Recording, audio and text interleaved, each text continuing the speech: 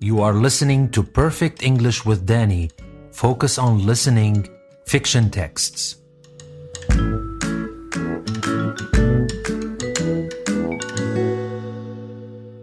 Welcome to a new episode from Perfect English with Danny. In this episode, we're going to listen to a short story by O. Henry, and the story is called The Last Leaf. The Last Leaf by O. Henry.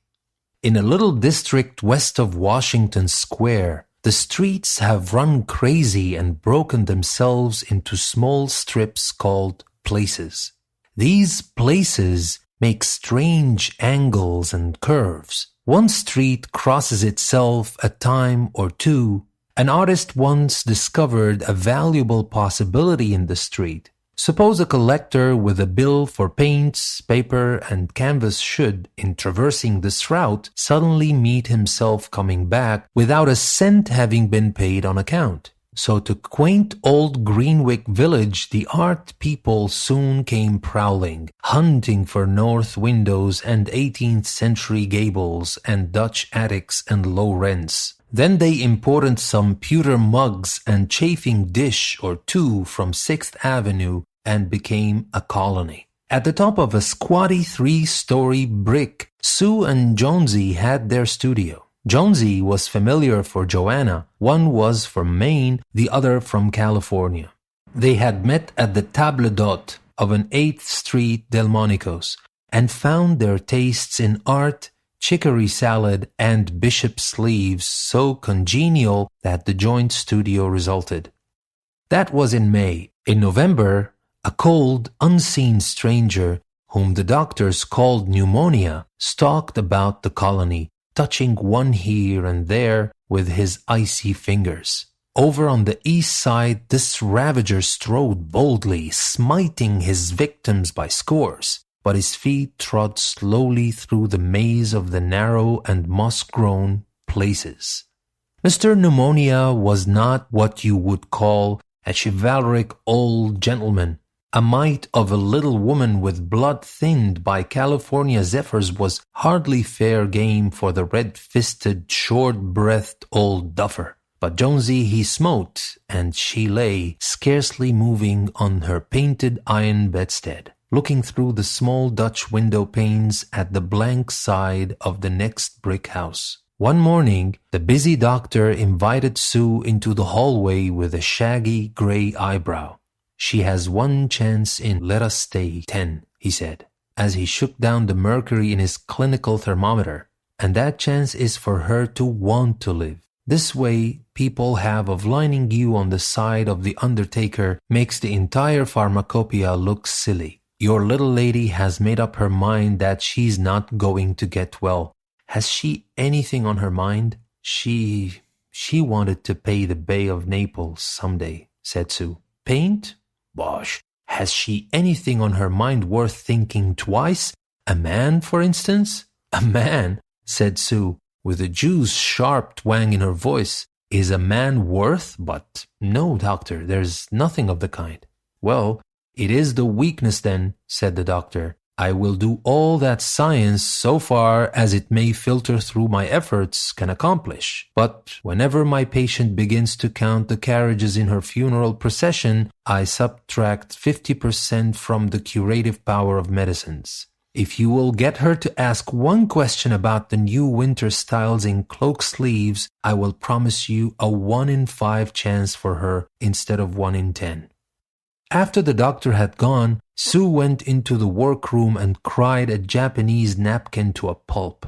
Then she swaggered into Jonesy's room with her drawing board, whistling ragtime. Jonesy lay scarcely making a ripple under the bedclothes, with her face toward the window. Sue stopped whistling, thinking she was asleep. She arranged her board and began a pen and ink drawing to illustrate a magazine story. Young artists must pave their way to art by drawing pictures for magazine stories that young authors write to pave their way to literature. As Sue was sketching a pair of elegant horse-show riding trousers and a monocle of the figure of the hero, an Idaho cowboy, she heard a low sound several times repeated. She went quickly to the bedside. Jonesy's eyes were open wide, She was looking out the window and counting backward. 12, she said, and a little later 11, and then 10, and 9, and then 8, and 7, almost together.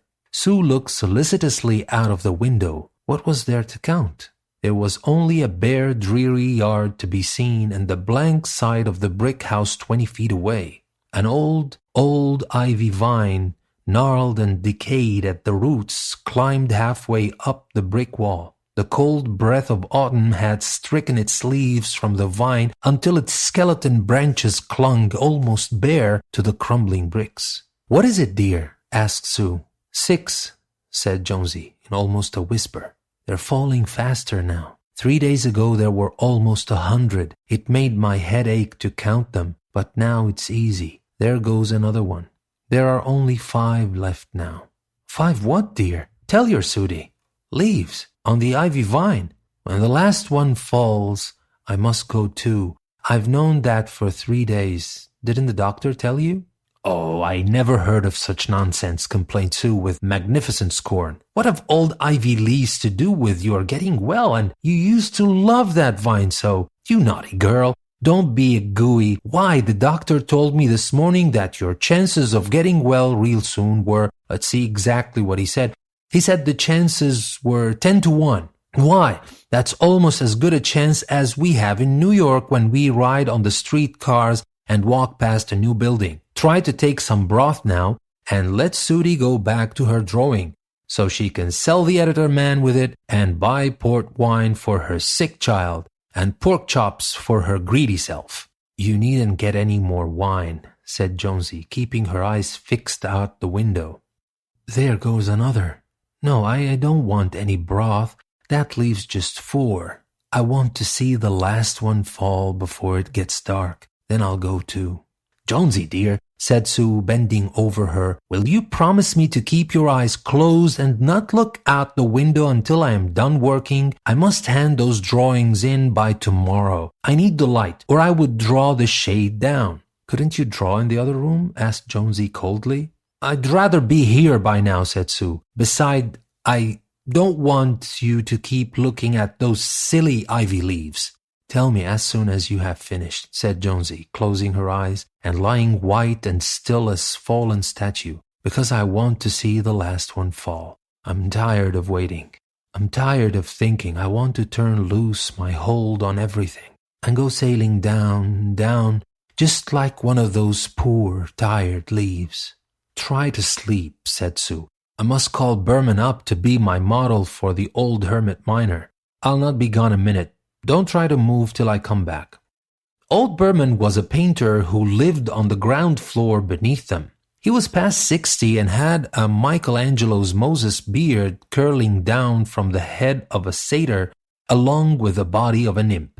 Berman was a failure in art. 40 years he had wielded the brush without getting near enough to touch the hem of his mistress's robe. He had been always about to paint a masterpiece but had never yet begun it. For several years he had painted nothing except now and then a daub in the line of commerce or advertising. He earned a little by serving as a model to those young artists in the colony who could not pay the price of a professional. He drank gin to excess and still talked of his coming masterpiece. For the rest, he was a fierce little old man who scoffed terribly at softness in anyone, and who regarded himself as special mastiff in waiting to protect the 2 young artists in the studio above.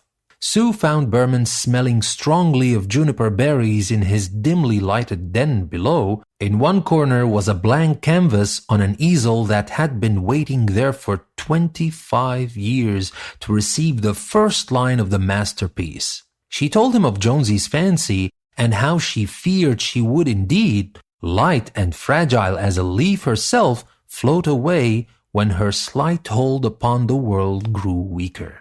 Old Berman, with his red eyes plainly streaming, shouted his contempt and derision for such idiotic imaginings. "Was," he cried, "is dear people in the world mit der foolishness to die because leaves die, drop off from a confounded vine, I have not heard of such a thing. No, I will not pose as a model for your fool hermit dunderhead. Why do you allow that silly business to come in the brain of her? Ach, that poor little Miss Yonsey.